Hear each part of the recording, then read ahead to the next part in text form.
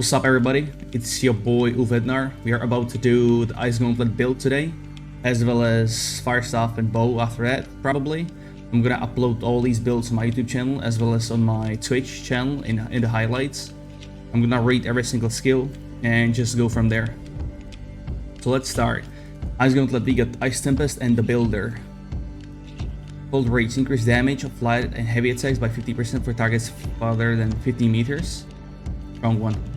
Recover 5 mana after triggering crit hit on the target, as we all know, or as it looks like from other skills and the main attributes, the bonuses. There's gonna be a lot of items and talents for crit hit as well as crit hit damage.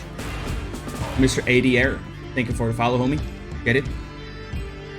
Increase crit damage. There you go. Another crit damage of ice spells by 50% at full stamina. Now we got first active skill, Ice Spikes. Creates a trail of spikes that start for the player and go up in a straight line for 8 meters. The path ends with a mighty spike that will cause large damage and pushback. Pressing the left mouse button before reaching the end of the path will spawn the mighty spike early. I feel like this is more of a PvE skill rather than PvP. This would probably be easy to dodge in a duel. Maybe for like war 50 vs 50. Cooldown for his ability decreased by 10% if enemies hit by major spike. Mighty spike damage increased by 20% when hitting an enemy below 30% health. Alright. Damage by 10%. It adds stagger to the path spikes. Does not increase mighty spike damage.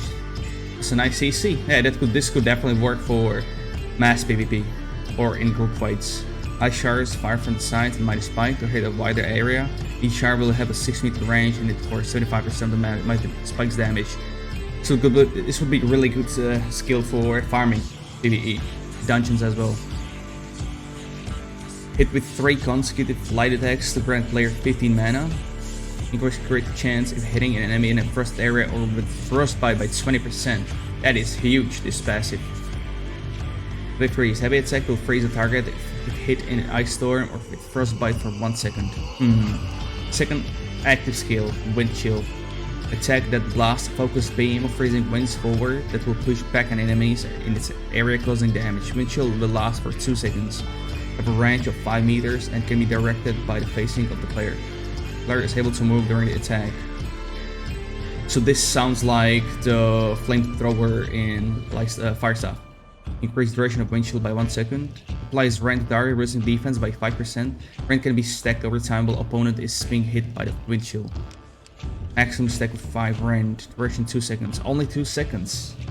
Well, in those 2 seconds you would probably be able to squeeze a light attack or maybe a heavy attack, but that will be probably hard to land, so I don't really see any use for this other than PvE.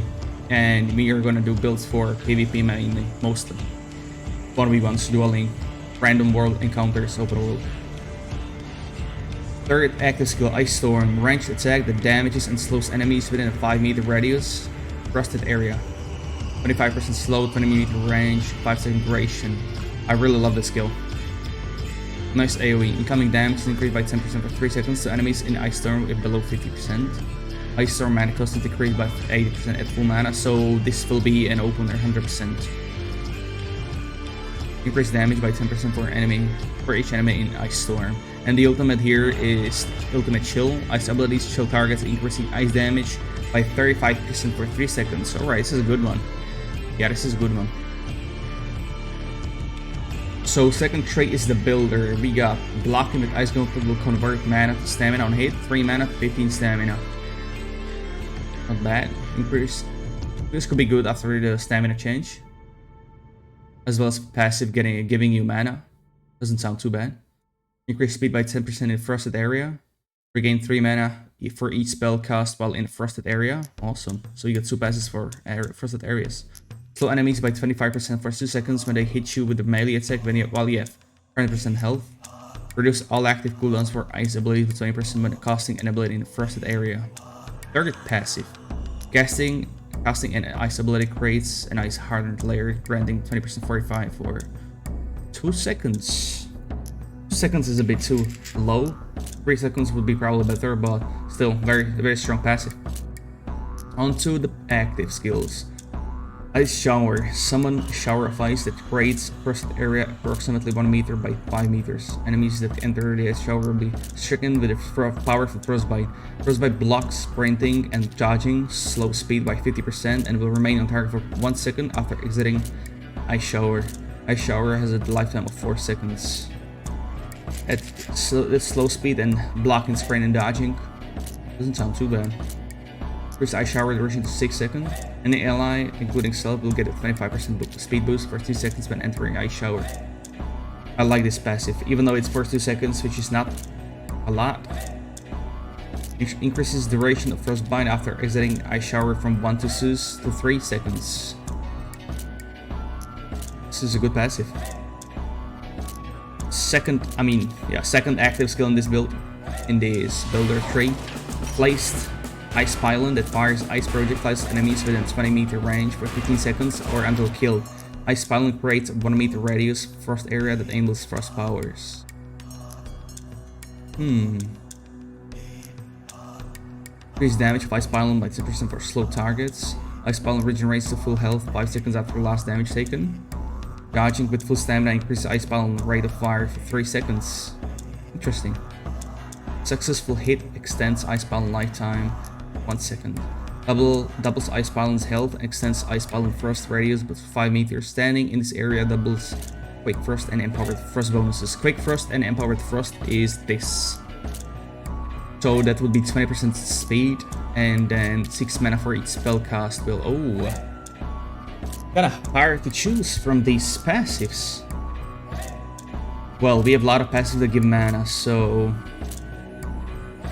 I would probably go for this one, increasing damage. So let's start with Ice Tempest. We are not gonna take Ice Spikes, as I said, that's more of a PvE skill, I would say. We're not gonna take Wind Chill, like I said, PvE skill. Could be a good PvP against melees, you know, against tanks as well. But we are gonna just go with the passives. So, more damage to your auto attacks that are farther than 15 meters. Go for this mana. We are gonna stack up on crit with most weapons, so do it here as well. Then we're gonna take all upgrades for Ice Storm. This is a big AoE, the global, Snow Global. That slows the target. It's nice damage as well. Then we will probably max out all passes, but 2, 4, 6, 8, 10. I'm gonna go with Ice Storm, the Pylon, and then Entombed. Sorry, I didn't read through this active skill. So Entombed, player can entomb themselves in ice to become invulnerable and greatly increase mana regen. Ice Storm has a lifetime of 10 seconds and can be destroyed. Players have 2 options to cancel Entombed: exit by pressing RMB, or break out of the Ice Tome by pressing LMB, causing a damaging knockback for 20 mana. 30 second cooldown, only 30 seconds, this seems powerful. In duels, in mass PvP, yeah, so we're gonna take Ice Storm, the Pylon, and then Entombed. Pylon is very good if you're out of mana. This will still, you know, damage the target to the projectile, so this is very good. And we gotta decide which passives are which ultimates are we gonna go for.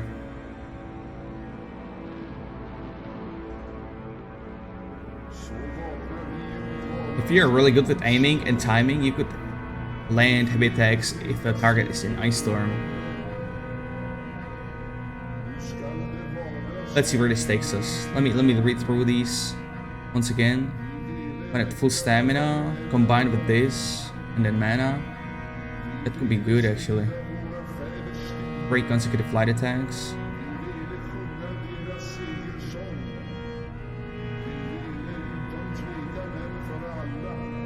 All these passives are super powerful, man.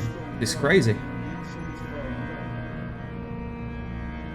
Alright, so we will take all these passives so we can reach the ultimate chill here. I would probably go for this one first. I would, like, between these 2 ultimates, I would probably need to test them both to see which one is stronger. But I would go with increased damage for now.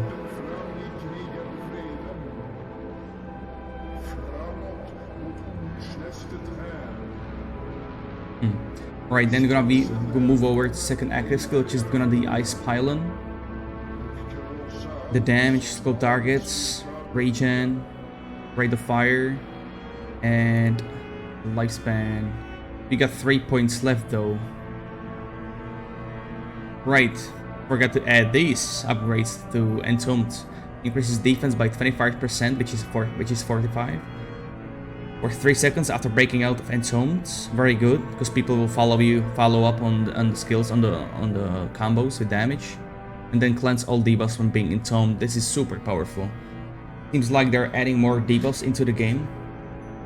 So we will take all of these, and we will probably... We still need these passives, so... Might have to change this. We might have to go for this ultimate after all. Because these passives are more powerful than these one on the left side.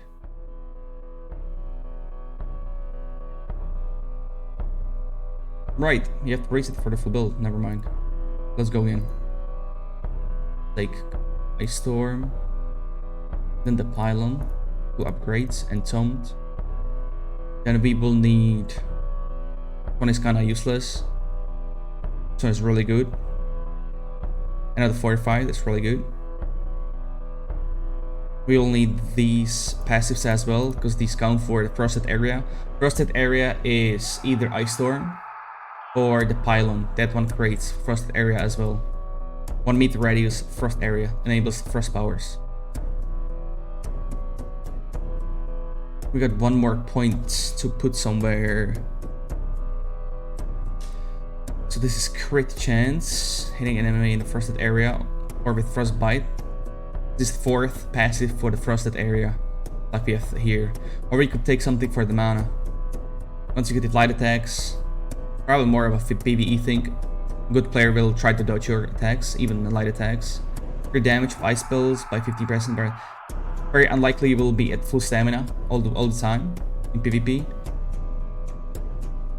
The distance and heavy attacks, I think you'll go for this one 100%.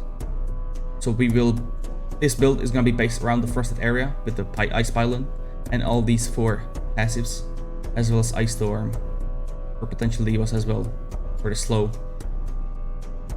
So yeah, this will be the Ice Gauntlet build. Hope you enjoy.